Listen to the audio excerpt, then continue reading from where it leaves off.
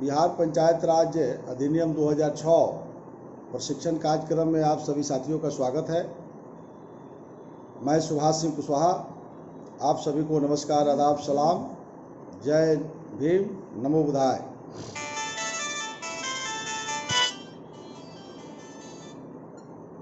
मित्रों, प्रतिदिन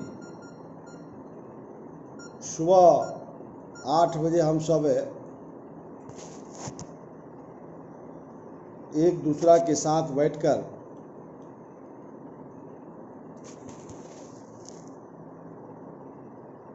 पंचायत प्रतिनिधियों के माध्यम से गांव में रहने वाले किसान, मजदूर और गरीबों के कल्याण के लिए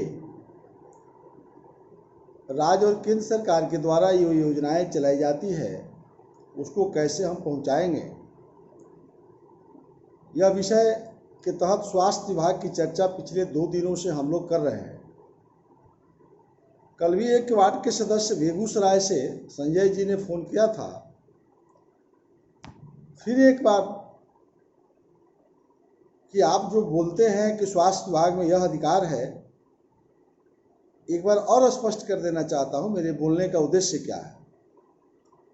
खास करके वार्ड के सदस्य और आदरणीय मुखिया जो साथी बिहार में हैं, जो छूट गया सो छूट गया। विभाग की जानकारी मैं दे रहा हूं। अभी तक मैं कानून की जानकारी दिया था, जो विधानसभा ने अधिनियम बनाया, नियमावली कैबिनेट ने बनाया और नियमन जो बना, और उसमें यह हम जान गए थे कि सभी विभाग आते हैं, तो विभाग, पंचायत के वार्ड के सदस्य और मुखिया की बैठक जो होती है, जिस कमेटी की मुखिया अध्यक्षता करते हैं, वार्ड के सदस्य उपस्थित रहते हैं और सभी डिपार्टमेंट के लोग कार्यकारिणी की बैठक में बुलाने का अधिकार मुखिया को है, धारा 20 के 4 में।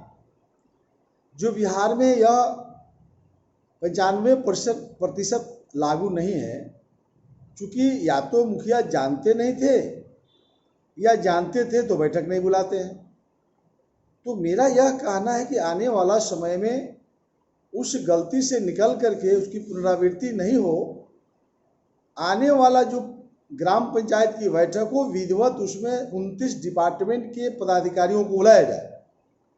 तो जैसा कि स्वास्थ्य विभाग की चर्चा 2 दिनों से हम कर रहे हैं, आज तीसरा दिन है, तो इसमें 11-12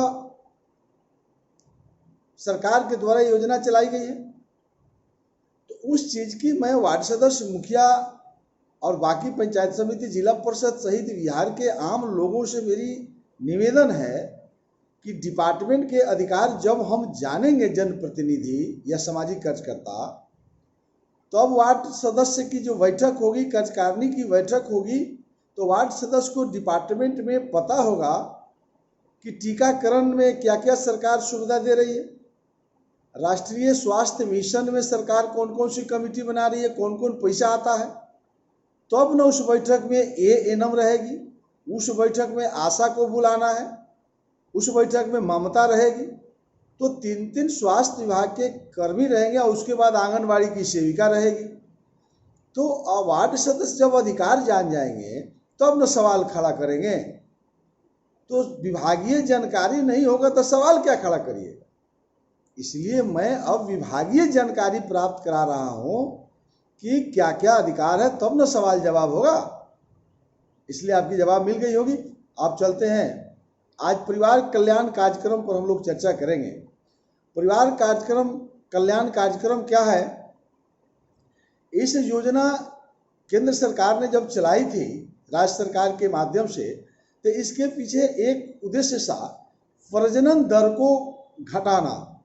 यानी जो जनसंख्या तेजी से बढ़ रही है, इसको कैसे कंट्रोल किया जाए, इसके लिए स्वास्थ्य विभाग और राज्य स्वास्थ्य समिति, यानी केंद्रीय और राज्य की जो कमेटियां हैं, ये दोनों बैठ करके कुछ नियम तय किया है, जिसकी हम लोग जानकारी करेंगे। इसके लिए प्रजनन दर को घटाने के लिए सरकार ने नसबंदी एक बड़ा कार्यक्रम चलाया गया है, और गर्भ निरोधक गोलियां ऑपरेशन के माध्यम से या गर्भ निरोधक जो उपाय हैं, ये सरकार प्रत्येक प्राथमिक स्वास्थ्य केंद्र पर बिहार के सप्ताह में 2 दिन ऑपरेशन की व्यवस्था है। ये सालों भर चलती है।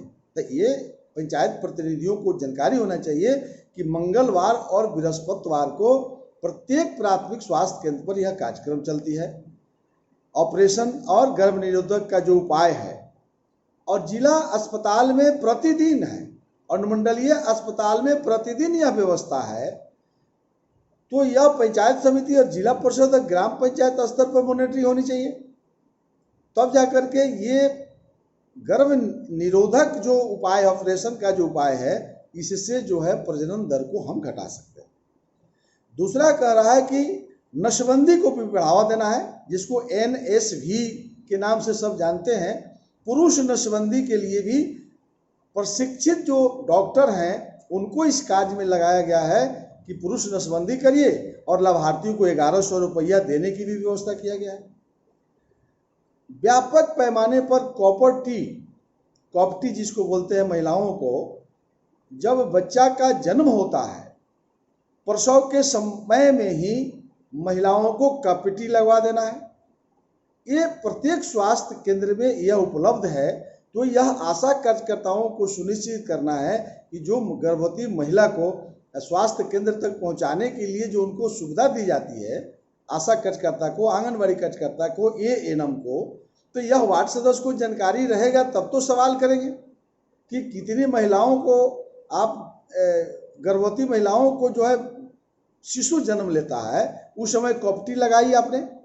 तो कॉपर्टी लगवाने से क्या होगा कि ये जो है आपको प्रजनन का जो दर होगा वह घटेगा। आशा कार्यकर्ताओं को यह भी कहा गया है, सरकार के द्वारा बड़े पैमाने पर कंडोम का व्यवस्था किया गया है। 3 कंडोम का एक पैकेट होता है जो 1 रुपया में आशा कार्यकर्ता को हर चाहने वाले लोगों को उपलब्ध कराना है। 1 रुपया लेना है, 3 कंडोम देना है। तो ये ज़्यादा से ज़्यादा लोगों को घर तक अगर पहुंचाया जाएगा तो नहीं चाह के भी इसके लोग इस्तेमाल करेंगे, इससे प्रजनन दर की घटेगी। उसके बाद कहता है OCP, ये भी जो है 1 रुपया में इसको जो है उपलब्ध कराना है आशा कार्यकर्ताओं को, और 1 टैबलेट पैक का 2 रुपया लेना है तो उसको भी उपलब्ध कराना है। तो गर्भ निरोधक बिक्री से जो प्राप्त राशि आएगी वह राशि आशा कार्यकर्ताओं में मानदेय के रूप में वितरण कर दिया जाएगा।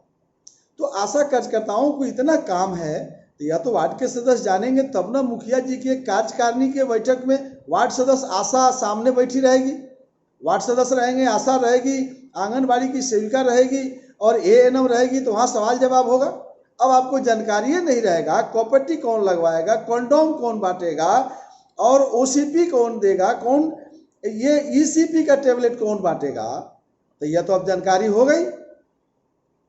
तो गांव के लोगों को भी जानकारी रहेगा कि यदि ऐसी समस्या उत्पन्न होती है, किसी महिलाओं को कॉपर्टी नहीं लगवाया जाता है, अगर आपको कंडोम नहीं देता है, तो ये सवाल जवाब वार्ड सदस्य कार्यकारिणी की बैठक में उठाते।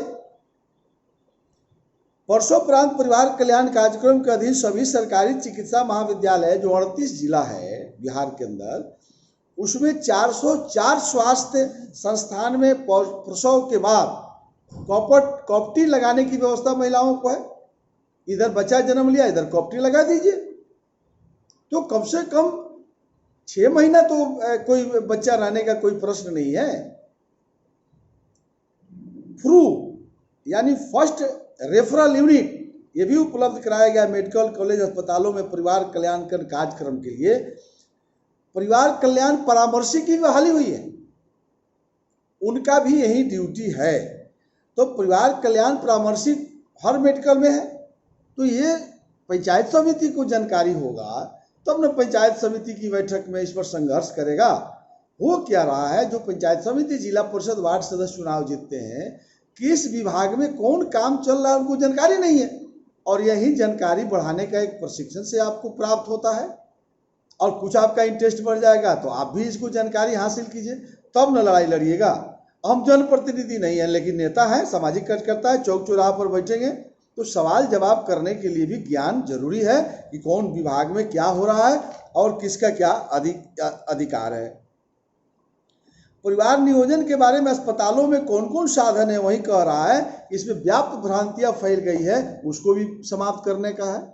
7वां कह रहा है आदर्श दंपति योजना अंतर्गत आशाओं को लक्षित दंपतियों को निम्न कार्य करने हेतु प्रोत्साहित करना है। अब आशा के जिम्मे कुछ काम लगा दिया। आशा द्वारा 9 विवाहित दंपतियों को उत्प्रेरित करना है और शादी के 2 वर्षों के बाद उसको सिखाना है।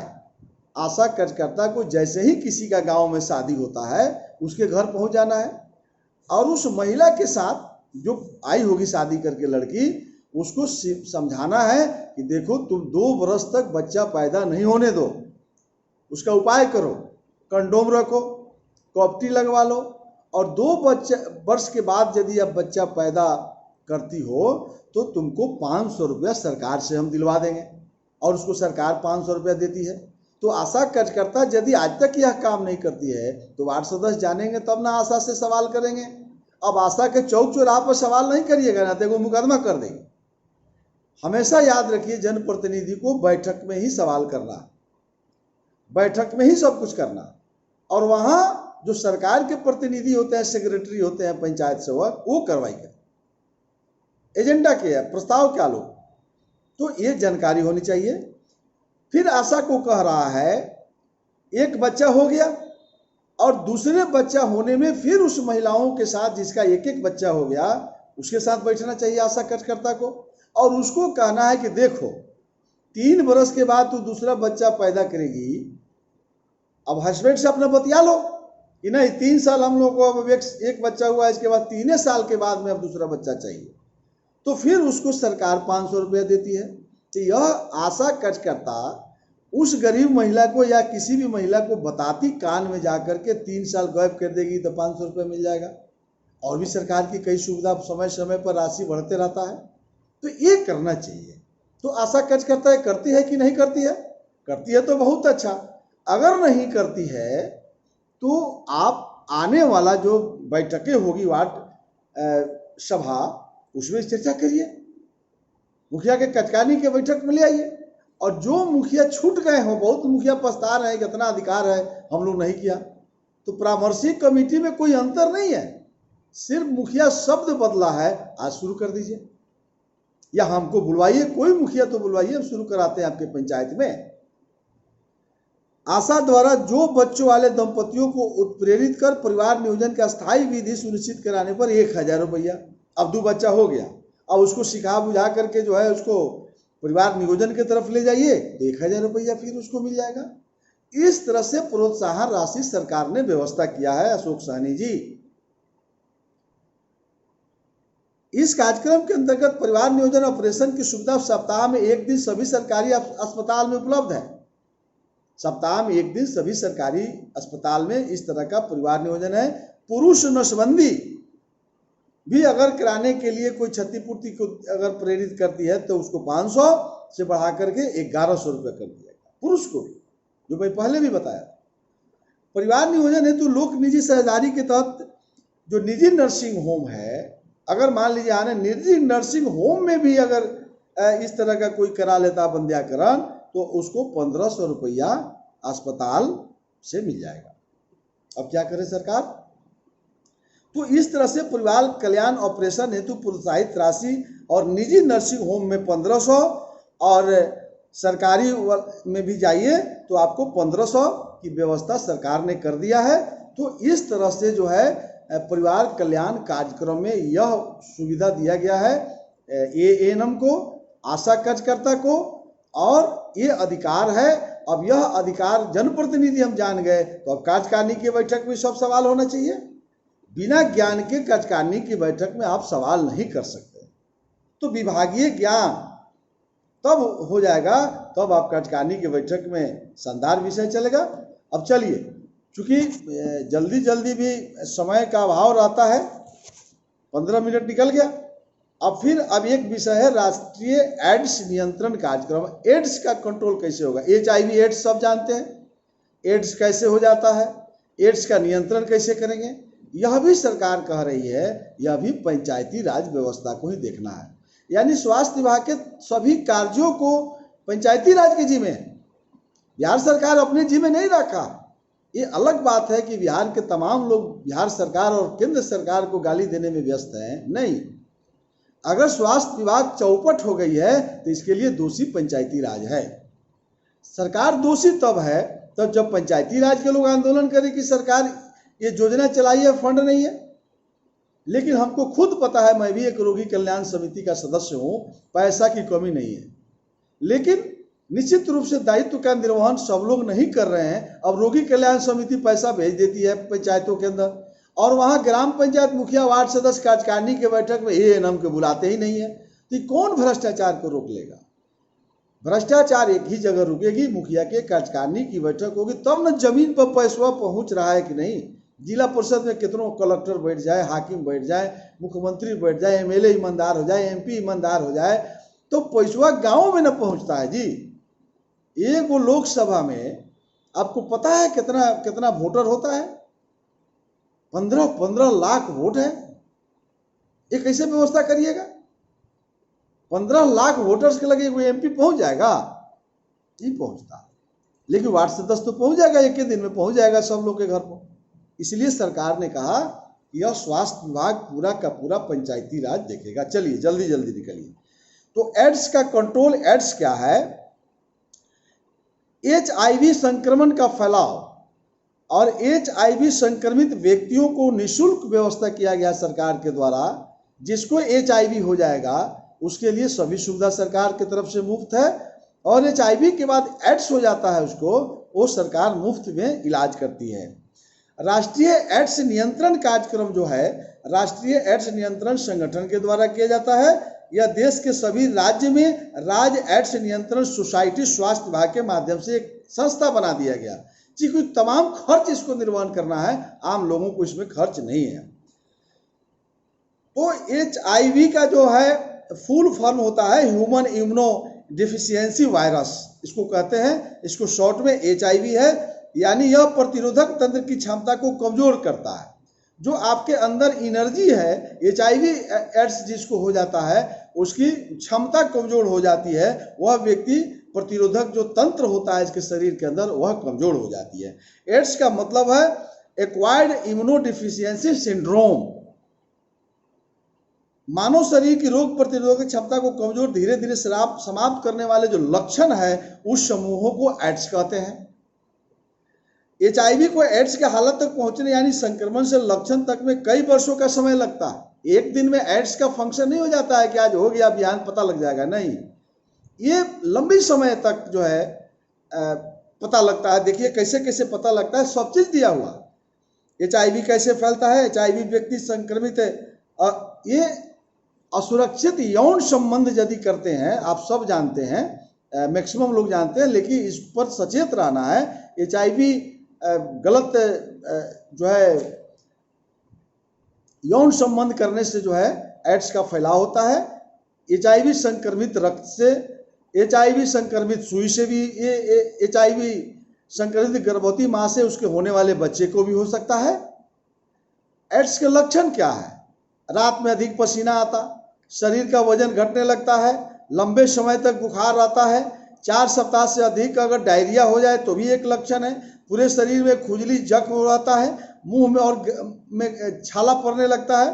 3 महीने से अधिक समय तक 1 से या 2 ग्रंथियों पर लगातार सूजन होने लगता है। इनमें से 1 से अधिक लक्षण एड्स की स्थिति आने पर पाया जा सकता है।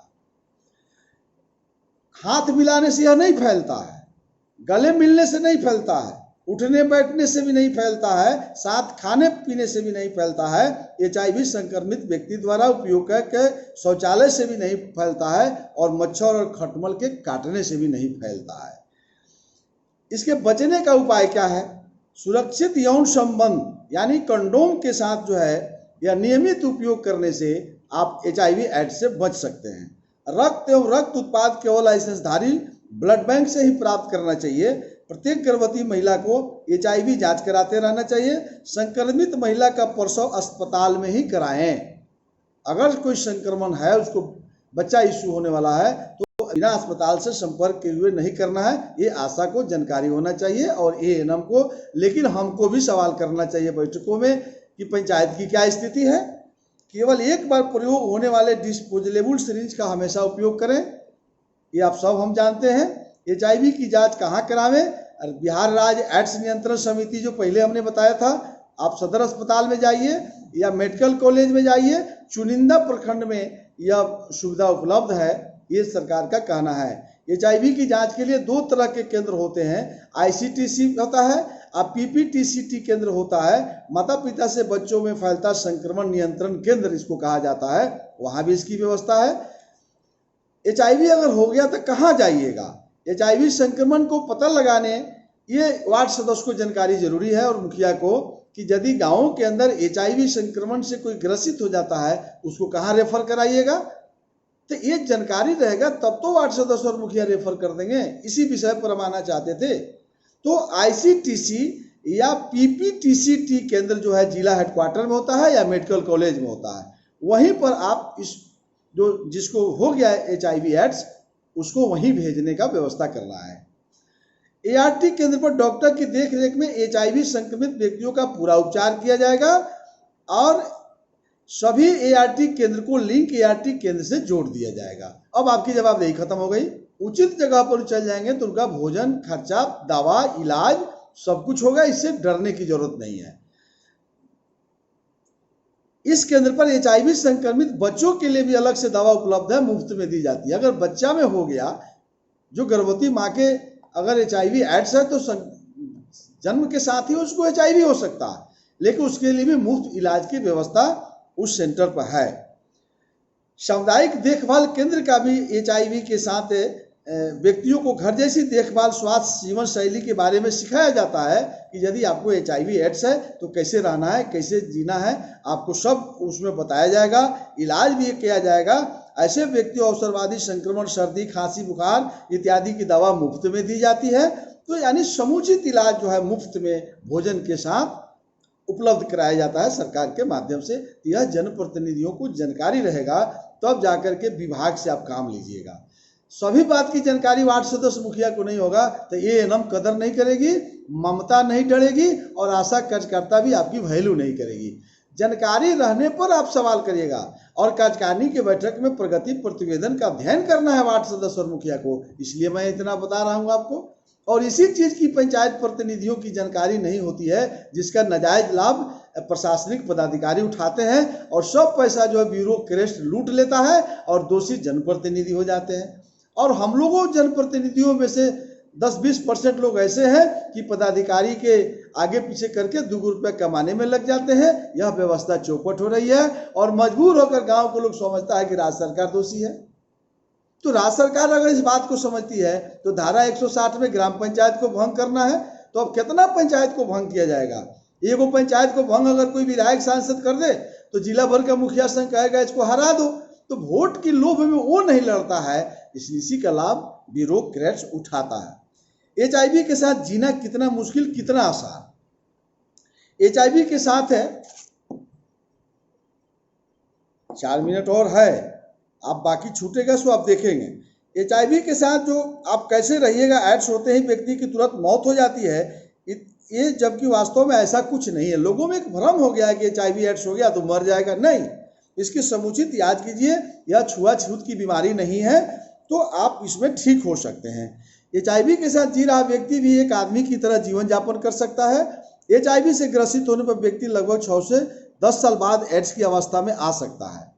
HIV से ग्रसित होइएगा तो 6 से 10 साल के बाद एड्स की अवस्था में आइएगा। 6 से 10 साल।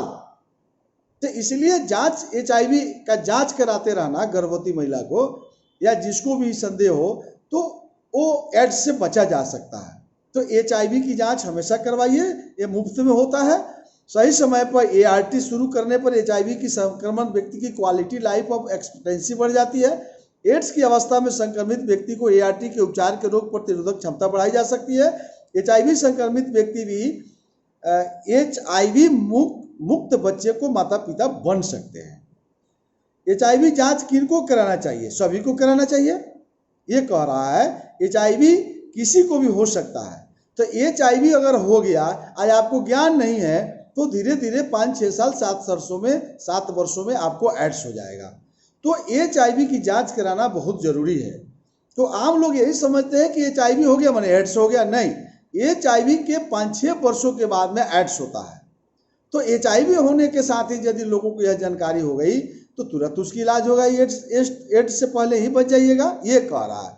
यह जाति धर्म देखकर व्यक्ति को संक्रमित नहीं करता है, खासकर वैसे पुरुष महिला जिनका असुरक्षित यौन संबंध हो, संक्रमित खून चढ़ा हो अथवा संक्रमित सुई चुभी हो, उनको HIV जांच करा लेना चाहिए। तो कैसा सुई लेते रहते हैं किसी दूसरे बीमारी में, हो सकता है उससे संक्रमण आपके शरीर में HIV आ गया हो, इसलिए इसको समय समय पर हर लोगों को HIV की जांच महिला और पुरुष को कराते रहना चाहिए। क्योंकि किसी बीमारी में सुई लेते हैं, कोई कहीं संक्रमण हो सकता है। पंचायत स्तर पर सरकारी कर्मियों जनप्रतिनिधियों की भूमिका, अब देखिए जनप्रतिनिधि की भूमिका इसमें दे दिया कि आंगनबाड़ी आशा ANM कार्यकर्ता सभी गर्भवती महिलाओं को HIV परामर्श, HIV की जांच के लिए प्रेरित कर सकती है। HIV मुक्त नए समाज का निर्माण कर सकता है। HIV की जांच जो है नया समाज का निर्माण करती है।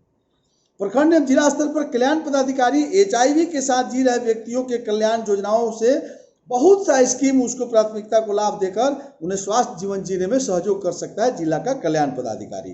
तथा इंदिरा आवास पारिवारिक लाभ योजना यानी प्रधानमंत्री आवास विधवा पेंशन योजना का भी लाभ कल्याण पदाधिकारी के लिखने पर मिल सकता है। HIV एड्स के प्रति समाज में जागरूकता पैदा करना ये जनप्रतिनिधियों का काम है।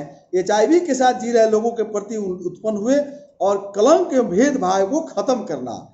पंचायत स्तर पर उपलब्ध संसाधनों का उपयोग, हरदम पंचायत को प्राथमिकता दिया है। HIV के साथ जी रहे लोगों के जीविकोपार्जन के लिए योजना बनाना। अब ग्राम पंचायत में जितने एड्स HIV हो गया, HIV के लोग साथ कैसे जीवन उसका हम बना दें, कैसे उसको करें, ये ग्राम पंचायत को निर्णय करना है। अस्पतालों, मेडिकल कॉलेजों, कुछ अस्पतालों में ICTC केंद्र कार्यरत है। इन केंद्रों में निःशुल्क एवं HIV परामर्श एवं जांच की सुविधा उपलब्ध है। तो एक पटना जिला स्तर पर मतलब कि इसकी लिंक वर्कर सारी व्यवस्था है। अब इस पर हम सबको जागरूक होना चाहिए। राज्य एड्स नियंत्रण समिति द्वारा उपलब्ध कराई जा रही सेवा साफ है। HIV संक्रमित प्रभावित बच्चों के लिए परवरिश योजना एक चल रहा है, जिसके तहत 0 से 6 वर्ष तक के बच्चों को 900 रुपया मिलता है प्रति माह। HIV से संक्रमित कोई बच्चा है उसको 900 रुपये प्रति माह सरकार देती है, और 6 से 18 वर्ष तक के बच्चों को जो दी है तो 1000 रुपया प्रति माह उसको देने की सरकार के तरफ से व्यवस्था है। बिहार शताब्दी एड्स पीड़ित कल्याण योजना के अंतर्गत एड्स पीड़ित व्यक्तियों को भरण पोषण हेतु 1500 रुपया का महीना सरकार के द्वारा दिया जाता है सारा इलाज करने के बाद। तो यह एड्स में मोटा मोटी जो है एड्स के रोकथाम के लिए हम क्या कर सकते हैं, पंचायती राज के माध्यम से जानकारी होगा तब हम कर सकते हैं। इसलिए मित्रों, जो भी आज हमको सुन रहे हैं, ये इस प्रशिक्षण कार्यक्रम में आप विभागीय नॉलेज रखिए। पंचायत प्रतिनिधि बनिए चाहे नहीं बनिए, आज जो बन गए हैं उनको मैं निवेदन करता हूँ, आग्रह करता हूँ सभी वार्ड सदस्य, मुखिया, पंचायत समिति, जिला परिषद से किताबों को दिन रात अध्ययन करिए। आपको पढ़ने नहीं आता है तो गाँव के किसी पढ़े लिखे लोगों से किताब को रख करके 10 आदमी का जो है चौपाल लगाइए और उस चौपाल में बहस कर करके एक एक चीज को जानना चाहिए। एड्स पर नियंत्रण हमको कैसे करना है, कितना शानदार आपका विषय की चर्चा हम लोगों ने किया था। परिवार कल्याणकरण कार्यक्रम, प्रजनन को कैसे रोकना है, एड्स पर कैसे नियंत्रण करना है, दवा गांव गरीब किसान मजदूरों तक कैसे पहुंचाना है, इसमें अहम भूमिका पंचायती राज को है। बिहार सरकार ने ग्राम पंचायत के जिम्मे अपने को समर्पण कर दिया है स्वास्थ्य विभाग को। इसलिए भाइयों बहनों, हम सबको इसके प्रति जागरूक होना चाहिए। और कल हम चर्चा करेंगे राष्ट्रीय पोलियो उन्मूलन कार्यक्रम, पल्स पोलियो, राष्ट्रीय ग्रामीण स्वास्थ्य स्वच्छता एवं पोषण दिवस क्या है, इसकी हम चर्चा करेंगे कल। ज़्यादा विषय खींचना चाहते हैं, बड़ी लंबा है भाई, बहुत योजना है। नवजात शिशु की घर पर देखभाल कैसे होगा, अगर नवजात शिशु है, पोषण पुनर्वास केंद्र क्या है, तो मैक्सिमम 3-4 विभागीय जानकारी कल हम कोशिश करेंगे कि आप तक पहुंचावें। इसी आशा और विश्वास के साथ आप सब साथी जो हमको सुन रहे हैं इस प्रशिक्षण कार्यक्रम में भाग लेकर के, उन सब से निवेदन है कि हम सब अपने कर्तव्यों का निर्वहन करके बिहार के आम लोगों को जागरूक करें। आने वाला समय में स्वास्थ्य विभाग को लेकर के पंचायत प्रतिनिधि संकल्प लें कि हमारे गांव में कोई बीमारी नहीं रह जाएगा, ऐसा हम प्रयास करेंगे। हर व्यक्ति को जो है समुचित इलाज करने की व्यवस्था जो बिहार सरकार ने हमारी जवाबदेही पर लगाया है, आज तक हम नहीं जानते हैं, कोई बात नहीं है, नहीं जानते थे, आप आज से जान लीजिए, आज से सब लग जाइए। और फिर सुबह कल स्वास्थ्य विभाग में अभी 3 दिन आज हो गया, हमको लगता है 3 दिन और लगेगा। इतना सारी काम हमको 6-7 दिन लगेगा बताने में। अब समझ लीजिए कि वार्ड सदस्य और मुखिया को कितनी बड़ी जवाबदेही है।